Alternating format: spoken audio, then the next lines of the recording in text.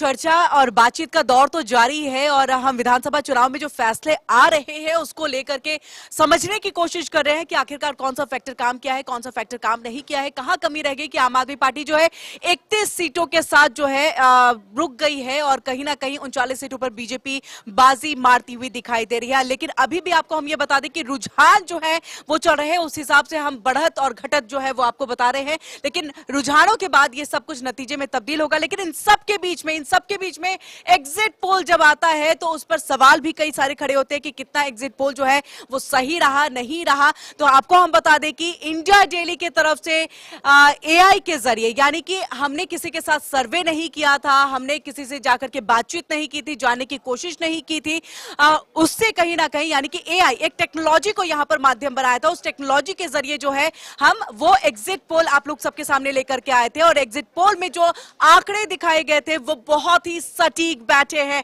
और वो आंकड़ों को पेश करने के लिए उसके पीछे जिस टीम की बहुत मेहनत होती है वो हमारे साथ यहां पर जुड़े हुए हैं। आपको बता दें यश अवस्थी जी हैं, फाउंडर हैं एएम एनालिटिक्स के, वो हमारे साथ जुड़ चुके हैं। तो एएम एनालिटिक्स के तरफ से जो यहां पर आंकड़े पेश किए गए, रखे गए, जो डेटा दिया गया वो लगभग बराबर यानी कि एकदम सटीक बैठता हुआ यहां पर दिख रहा है। तो क्या कुछ रहा, कैसे रहा, सबसे पहले तो कितना सटीक बैठा है यश जी, आपसे हम ये समझ जानना चाहेंगे। जी सर्वप्रथम तो इंडिया डेली का और किरण मैम आपका बहुत बहुत धन्यवाद कि आपने हमें अवसर दिया अपने एग्जिट पोल के नतीजों को जो हमने इंडिया डेली में प्रदर्शित किया था। अगर हम अभी के जो सीट्स निकल रही हैं, जो रुझान निकल रहे हैं उसको देखें, बीजेपी का बता रहा है 39, आम आदमी पार्टी का बता रहा है 31। अगर आप पूरे देश के किन्हीं भी प्रेडिक्शन को उठा ले जो सर्वे आधारित हैं, सर्वे में सबने जो है बीजेपी को एक बहुत ज्यादा क्लीन स्वीप मेजॉरिटी दी थी। हम लोग जो आर्टिफिशियल इंटेलिजेंस से कार्य करते हैं वो आर्टिफिशियल इंटेलिजेंस जो है मशीन लर्निंग आधारित है, जो कि सॉफ्टवेयर। जी यश रोकना चाहूंगी यहाँ पर करावल नगर सीट से जो है कपिल मिश्रा आगे चल रहे हैं, 10,000 वोट से जो है वो आगे चल रहे हैं। ये अब तक की अपडेट है, अपडेट के साथ हम आगे, और इसी के साथ अवध ओझा जो है वो 6,000 जो है वोट के साथ जो है वो नीचे चल रहे हैं, यानी कि वो हारते हुए नजर आ रहे हैं। अभी तक के रुझानों के हिसाब से ये जानकारी जो है वो सामने है। लेकिन यश आपका हम सीधे रुक करते हैं। जी तो जैसे अभी करावल नगर की बात हो रही थी तो ये हमारे हॉट सीट्स में भी थी। एग्जिट पोल में हमने एग्जिट पोल में हमने जो है करावल नगर का निकाला था और ये बताया था कि कपिल मिश्रा ये सीट जीत रहे हैं। अभी जैसे कि रुझान बता रहे हैं कि वो 10,000 वोटों से आगे हैं। हम पूरे आश्वस्त हैं कि जितनी एक्यूरेसी के साथ हम लोगों ने रिजल्ट्स निकाले हैं वो ये सीट को निकालेंगे। देखिए एक्यूरेसी की आप बात कर रहे हैं, मैं यहाँ पर जो हमारे व्यूवर्स हैं उनको ये यश बता देते हैं कि हमारा कितना रहा था और बाकी अन्य जो तकरीबन आपको बता दें कि कुल मिलाकर के 11 एग्जिट पोल जो है वो सामने आए थे और उसमें से 7 में बीजेपी को बढ़त दिखाई। तो देखिए चाणक्य की तरफ से तकरीबन 51 से 19 के करीब 51 जो है वो बीजेपी को बढ़त दिखा दी गई थी। आप देख सकते हैं अभी के आंकड़ों के हिसाब से कई ज्यादा आगे, वहीं एक्सेस की तरफ से 55 के करीब था। हम नाम नहीं लेंगे लेकिन इसके अलावा बता दें मैट्रिक्स कहीं ना कहीं लगभग जो है एकदम सटीक बैठता हुआ दिखा था। लेकिन एआई के जरिए जो हमने सर्वे किया था, जो यश आप लोगों की पूरी टीम की मेहनत है इसके पीछे में, वो काबिल तारीफ है क्योंकि देखिए बिल्कुल सटीक यहाँ पर बैठते हुए चीजें नजर आ रही हैं। कैसे आप लोगों ने ये सर्वे किया? एआई के जरिए सर्वे मुझे लग रहा है कि आज के व्यूवर्स के लिए थोड़ा कुछ नया है क्योंकि टेक्नोलॉजी का इस्तेमाल हो रहा है। अब तक सर्वे होता था कि आप जाते थे 10 लोगों के बीच में 9 लोगों का जो परसेप्शन होता था, आप उस हिसाब से चीजें निकालते थे कि कौन पार्टी जीत रही है। लेकिन आप लोग ने एआई के जरिए जो किया, कैसे हुआ? जी तो जब हम आम सर्वे करते हैं तो जब अगर हम मान लीजिए नई दिल्ली सीट की बात करें उसमें 1,90,000 के आसपास वोटर्स हैं, या फिर पूरे दिल्ली कॉन्स्टिट्यूएंसी, पूरे दिल्ली एज अ स्टेट की बात करें तो 70 कॉन्स्टिट्यूएंसीज में करोड़ों लोग हैं। तो सर्वे जब हम as a human capacity, human capabilities में जब जाते हैं तो सभी लोगों से नहीं पूछ पाते हैं। फिर हमारे सैंपल साइज पर निर्भर करता है, कहाँ कहाँ हमने डेटा लिया वो निर्भर करता है। हो सकता है कोई व्यक्ति आपको बता रहा हो कि हम पार्टी ए को वोट करेंगे, बाद में पार्टी बी को वोट करके आ जाए। और दिल्ली स्टेट जितना वॉलेटाइल इलेक्शन था, जब हम लोगों ने एआई से प्रेडिक्ट कर रहे थे कि भाई वो हर मिनट हर घंटे चेंज हो रहा था। तो हम लोगों ने क्या करते हैं, हम लोग सॉफ्टवेयर के माध्यम से हिस्टोरिकल डेटा लेते हैं और वो हिस्टोरिकल डेटा हम लोग फिर गणितीय इक्वेशंस बनाते हैं। तो अगर मैं प्रिसाइसली बताऊं, हमारे पास 5 फैक्टर्स हैं।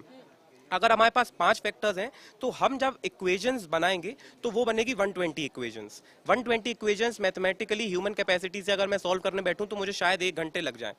अब जब हम करोड़ों लोगों का देता है वो लोगों का डेटा लेते हैं, हमको पता है कि हमने 100 मिलियन फैक्टर्स लिए हैं, क्विंटिलियंस डेटा पॉइंट्स लिए हैं। क्विंटिलियन यानी जब हम हिंदी में बोलते हैं तो वो नील पद्म शंख में आ जाता है। तो नील पद्म शंख के जब डेटा पॉइंट्स हम लोग ले रहे हैं, उनकी जब इक्वेशंस फॉर्म कर रहे हैं बिना किसी एक व्यक्ति से भी पूछे, यहाँ पर सॉफ्टवेयर में बैठ के हम आंकड़ों के माध्यम से उनकी भावनाएं जान जाते हैं, और वो भावनाएं वोटों, दिमाग को रीड किया गया।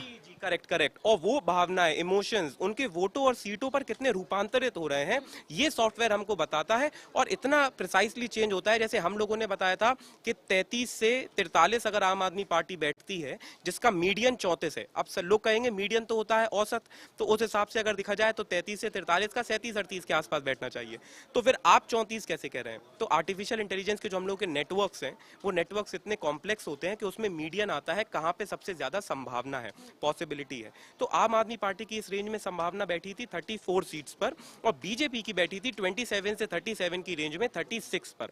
तो जो हम लोगों ने रेंज दी थी वो प्रिसाइसली एक्यूरेट अभी दिखाई दे रही है, और उसका कारण यह है कि दिल्ली इलेक्शंस इतना वॉलेटाइल था कि हमने हर दिन एनालिसिस किया। 16 तो मेरे पास डेटा है, कितने दिन लगे? 6 महीने हम लोग रेगुलर एनालिसिस, 6 महीने से। जी जी जी जी। और ये मैं आपको समय भी बताऊं, 16 जनवरी को सुबह 4 बजे जब हम लोगों ने डेटा निकाला भारतीय समयानुसार, क्योंकि टीम बाहर भी काम करती है, तो बीजेपी का मध्य आ रहा था 28, आम आदमी पार्टी का मध्य आ रहा था 40, और कांग्रेस का आ रहा था 0 से 1। उसके बाद फिर हम जब 24 जनवरी को 1:45 सुबह, इस बीच बड़ी खबर आ रही है, बड़ी खबर। यश आपको थोड़ा सा रोक करके यहाँ बता दें कि केजरीवाल जो है 400 वोटों से पीछे चल रहे हैं। ये बड़ी खबर आ रही है, नई दिल्ली सीट से चुनावी मैदान में केजरीवाल उतरे थे। पूर्व मुख्यमंत्री अरविंद केजरीवाल 400 सीटों के साथ पीछे हैं। ये बड़ी खबर है। यश कंटिन्यू कीजिएगा। जी जी जी जी। तो यश, मैं ये भी चाहूंगी कि आप ना एक रिकैप भी बताइएगा कि कौन कौन से आंकड़े, कौन कौन से डेटा जो है आपने रखे थे और कितना उससे सटीक बैठता है। अब के वक्त में लोग क्या है उस चीज को मेल कर लेंगे, देख लेंगे एक बार। तो जैसे हम लोग आंकड़ों के विषय में बात करें, फिर फैक्टर्स के विषय में बात करें, तो डेटा जैसे मैं बता रहा था 24 जनवरी को डेटा इतना फ्लक्चुएट हो रहा था, रिजल्ट्स इतने फ्लक्चुएट हो रहे थे कि बीजेपी का आया 32-38। उसके बाद ठीक 8 दिन बाद बीजेपी की जो है सीट्स जो है 2 बढ़ गई, और आम आदमी पार्टी का 32-40, 32 से 40 हो गया। उसके बाद जब हम देखते हैं कुछ फैक्टर्स जैसे बात हो रही है, तो जो आम आदमी पार्टी के अगेंस्ट फैक्टर्स काम करे, जब हमने क्वांटिफाई किए लोगों के इमोशंस को वोटों और सीटों के आधार पर, तो जो उनके जो उन्होंने वादे किए थे, जैसे 5 साल पूर्व, क्या होता है यहाँ पर हम वाक्य को भी क्वांटिफाई कर लेते हैं। बिल्कुल, ये वाक्य पे मैं आऊंगी आपके पास। एक और बड़ी खबर आ रही है मुस्तफाबाद से। मुस्तफाबाद पे बीजेपी 21,000 वोट से आगे है। मोहन सिंह बिष्ट जो है वो आगे चल रहे हैं। आम आदमी आपको बता दें यहाँ पर पीछे है। बीजेपी जो है बढ़त बनाते हुए दिख रही है। मुस्तफाबाद मुस्लिम बहुल इलाका है, इस पर भी हम